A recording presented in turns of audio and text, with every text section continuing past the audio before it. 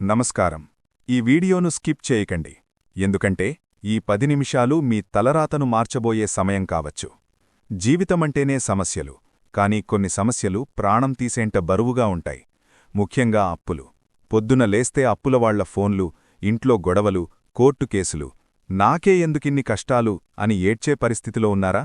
ఎన్ని పూజలు చేసినా ఫలితం లేదా? అయితే వినండి. మీ పూజలో లోపం లేదు, కానీ విధానంలో చిన్న రహస్యముంది. మన పూర్వీకులు దాచిపెట్టినా లేదా కాలక్రమేణా మరుగున పడిపోయిన ఒక అద్భుతమైన తంత్రం ఈరోజు మనం తెలుసుకోబోతున్నాం. కేవలం ఒకే ఒక మొక్క, ఒకే ఒక వేరు మీ దరిద్రాన్ని ఎలా తరిమికొడుతుందో తెలిస్తే మీరాశ్చర్యపోతారు. ఈ అంగారక సంకష్టహర చతుర్థి సాధారణ రోజు కాదు. ఇది మీ కష్టాలను బూడిద చేసే అగ్నిపర్వతం. ఆ రహస్యమేమిటి? వీడియో చివరి వరకు చూస్తేనే మీకు ఆ తాళం చెవి దొరుకుతుంది. రండి, ఆ అద్భుత ప్రపంచంలోకి వెళ్దాం. అసలీ అంగారక చతుర్థికి ఎందుకంత పవర్? మామూలుగా సంకష్టహర చతుర్థి అంటే కష్టాలను హరించేది. కాని ఎప్పుడైతే అది మంగళవారం వస్తుందో దాని శక్తి 100 రెట్లు పెరుగుతుంది.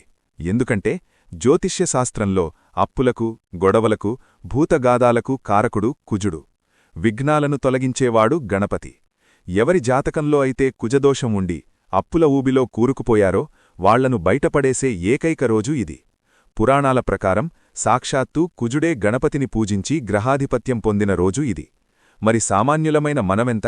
కాని గుడికి వెళ్లి దండం పెట్టుకుంటే సరిపోతుందా? లేదు. ఇక్కడ ఒక మాధ్యమం కావాలి. మీ సంకల్పాన్ని స్వామికి చేర్చే ఒక వస్తువు కావాలి. అదే జిల్లేడు. దీన్ని సంస్కృతంలో అర్కా అంటారు. అర్కా అంటే సూర్యుడు అని కూడా అర్థం.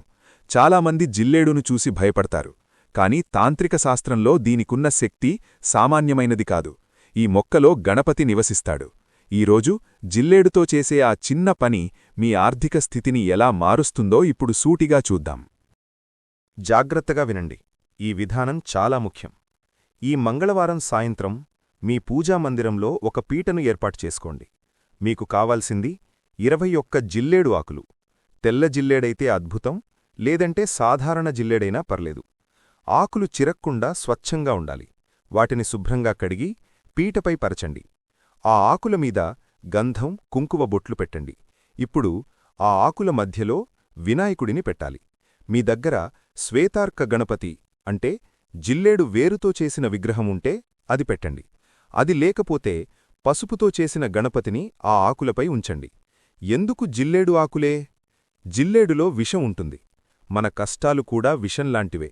ఎప్పుడైతే మీరు జిల్లేడు ఆకులతో గణపతిని పూజిస్తారో, స్వామీ, నా జీవితంలో ఉన్న అప్పులనే విషాన్ని స్వీకరించి నాకు అమృతాన్ని ఇవ్వు అని అర్థం. 21 ఆకులతో పాటు 21 జిల్లేడు పువ్వులతో స్వామికి మాలవేయండి. ప్రతి పువ్వు వేస్తున్నప్పుడు నా అప్పు తీరిపోవాలి అని మనసులో బలంగా సంకల్పం చేసుకోండి. ఆ వైబ్రేషన్ నేరుగా స్వామికి చేరుతుంది. ఇప్పుడు నేను చెప్పబోయేది వీడియో మొత్తానికి ఆత్మలాంటిది. ఇది అగ్నిపురాణంలో చెప్పబడిన రహస్యం. ధనం నిలవట్లేదా? అయితే ఇది చెయ్యండి. అంగారక చతుర్థి రోజున తెల్ల జిల్లేడు వేరు చిన్న ముక్కను సేకరించండి. దాన్ని ఇంటికి తెచ్చి పసుపు నీళ్లతో కడిగి దానికి గంధం పూయండి. కుజుడికి ఇష్టమైన రంగు ఎరుపు. అందుకే ఒక చిన్న ఎర్రటి వస్త్రం, రెడ్ క్లాత్ తీసుకోండి.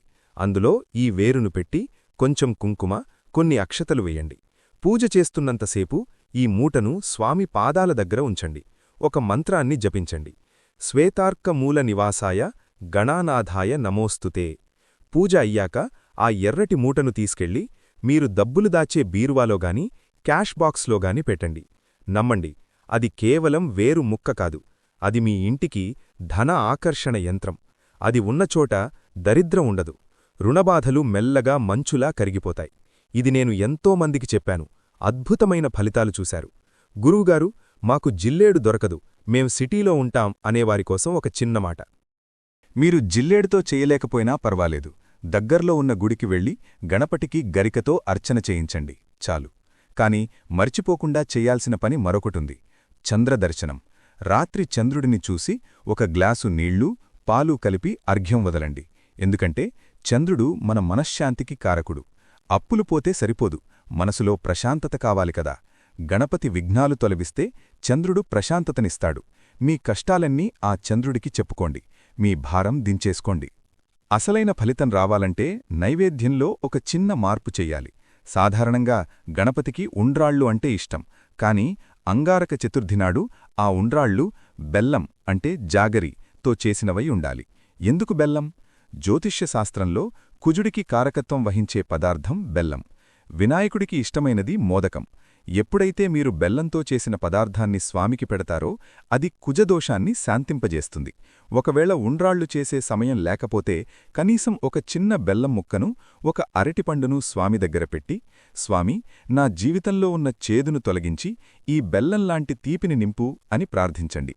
అలాగే కుజుడికి ఇష్టమైన కందులు, రెడ్ గ్రామ్, వీలైతే సాయంత్రం కందిపప్పుతో చేసిన వంటకాన్ని దానం చెయ్యండి లేదా ఆవుకు తినిపించండి. రుణవిముక్తికి ఇది తిరుగులేని మార్గం. పూజ అయిపోయింది, నైవేద్యం పెట్టాం.